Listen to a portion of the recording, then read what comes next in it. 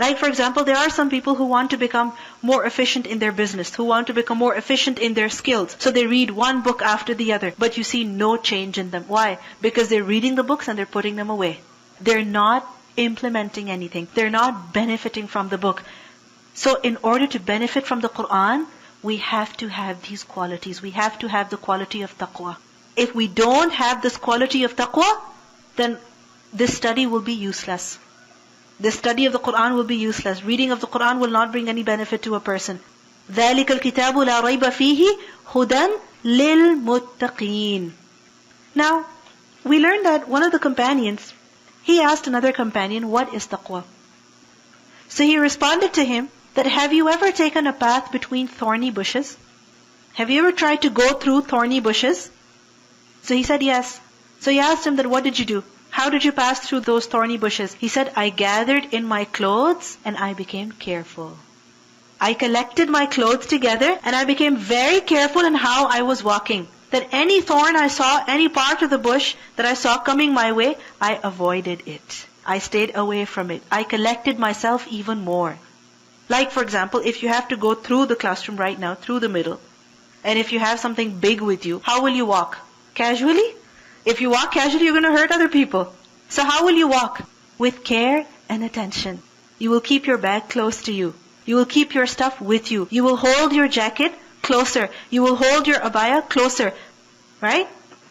You will become more conscious and alert of your surroundings, of every step you take. This is who a muttaqi is. A muttaqi person does not live a heedless life. A muttaqi person lives a conscious life, alert. He is alert about his surroundings. And he is alert about what he's doing, what he's saying. Meaning that he has certain rules to live by. He will not just follow his desires. I don't feel like waking up right now, so I will sleep. This is not a muttaqi person. Muttaqi person is who? Even if he wants to sleep, it's time to pray, he will get up. He is careful. Why? Because he wants to save himself from punishment in the hereafter. Similarly, a muttaqi person is he who is very careful about what he puts in his mouth. I'm hungry, I don't care, I'm just going to go get this food and I'm going to eat it. No, he's going to be careful. What is it made with? What are the ingredients? Is it halal? Is it haram? What is it? Is it lawful for me to even eat it? So he will become more careful. Why? He wants to save himself from the punishment in the hereafter. Similarly, a muttaqi person is not one who just says whatever he feels like, or yells whenever he wants to, backbites whenever he wants to. No, he becomes careful in his speech as well. Why? Because he's afraid of the punishment of Allah. So who is muttaqi? How can you understand a muttaqi person? Alert, conscious, careful, responsible. This is who muttaqi is. A person who is concerned about his well-being, about his safety. A person who wants to be successful. There are some people who live their life very carefully, in a very alert manner. And when they live their life very carefully, they're concerned about where they're getting their money from, how they plan to be successful, how they plan to make money. Like for example, if a person wants to be successful in his career, he will make sure that he studies well, he has a good degree, he makes a good resume, and then he applies in different places. And when he will put that effort in, inshallah he will get somewhere. But if there is a person who barely did his undergrad and he's just sitting with his results, he's not working on improving his resume, he's not working on getting another certification or applying for a job, trying to get promoted, will he get anywhere? He will not get anywhere. So a muttaqi is who? Someone who wants to get the best out of his life.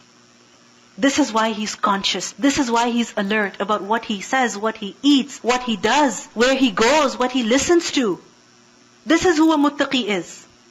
So a person who wants to be successful, a person who wants to live a meaningful life, a person who is alert and conscious, Allah subhanahu wa ta'ala says this person will find guidance where? In the book of Allah. He will find guidance in the book of Allah. ذَلِكَ الْكِتَابُ لَا رَيْبَ فِيهِ. And there is no doubt in this book. هُدًى لِلْمُتَّقِينَ. It's a guide for those people who have taqwa. Now over here we see that Allah subhanahu wa ta'ala says هُدًى لِلْمُتَّقِينَ. Now do we not understand this, that Quran is a guidance for all people? Isn't it so? Isn't that what we have been told from the very beginning? Quran is guidance for everybody? Yes.